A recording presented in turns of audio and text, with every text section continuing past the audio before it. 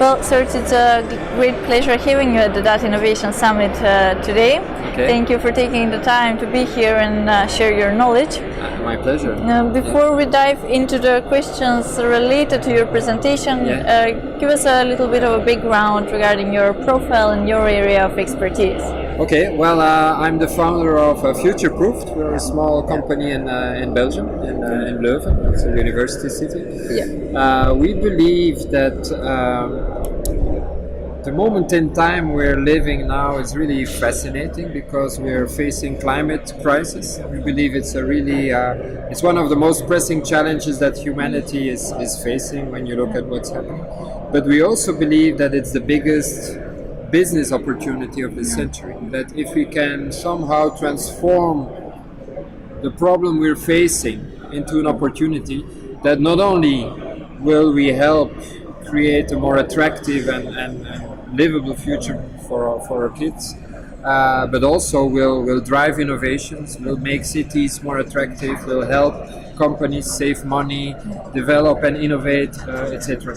And so this is where we, as Futureproofed, help companies and cities turn this crisis into opportunity. I'm also an Al Gore ambassador, so I was trained by Al Gore 10 years ago. So I do a lot of presentation on climate change. And my third hat is I'm the lead at Klimaatzaak, which is it's funny maybe, but it's actually legal action against our 4 governments. We're the second country in the world to do that. Yeah. In which we sue our government together with 30,000 people, and we help our government to do more to move to a sustainable future. In the Netherlands they did it, and there the people won.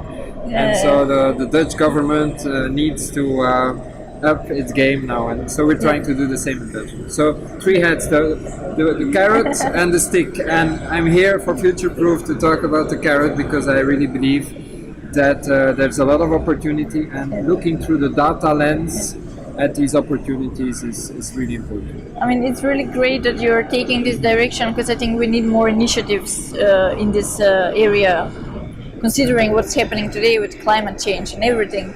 I think so too. And one of the risks from all the presentations we see is that we have all these tools. Actually, the chairman referred to it. We have all these tools, the analytics, the reporting, all the machine learning, all the things we can do, and people start to think, oh, what application? We have a hammer, and then every problem looks like a nail. What can we do with it?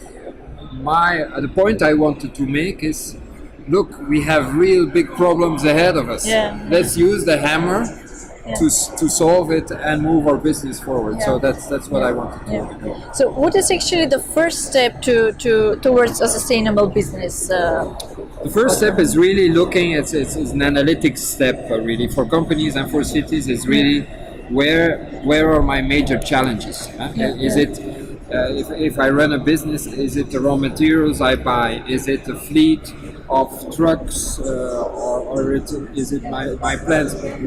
If I want to move to a sustainable business, where is the major impact coming from? So that's mapping your carbon impact, and then the second step would be, how can I transform that impact or my carbon footprint into opportunities? Can I reduce costs? Can I anticipate risks? What if the insurances won't insure carbon-intensive companies anymore?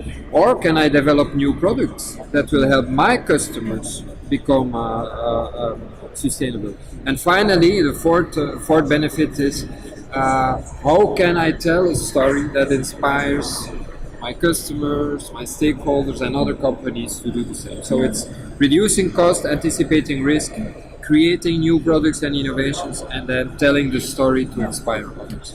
So obviously different regions, countries, even cities are different on a different level of awareness and involvement in this direction. So how do we actually encourage action? Well, that's a very good point, and it's one of the things I discussed in the presentation. Is we developed a product called Futureproofed Cities, because we see that worldwide cities are actually taking the lead. They are not waiting until Paris Accords or are put into practice, they say it's important for us, for our citizens, for the business to move ahead. And so they joined up in a thing called Covenant of Mayors in Europe, 6,600 cities, and also in the US and around the world, and it becomes now the global Covenant of Mayors. So cities are taking the leads. They're doing a bit the same thing. They're looking at their carbon impact, their carbon footprint, and then they are listing measures that they can do to help their citizens move to low carbon society.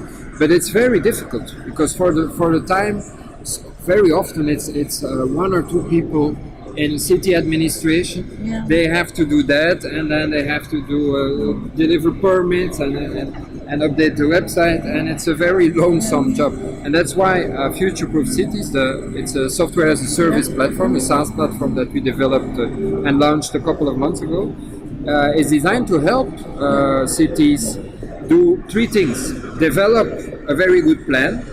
How much money and how much carbon can we save, and in what order should we do it? To manage and monitor that. Where are we making progress? What are the actions we need to take?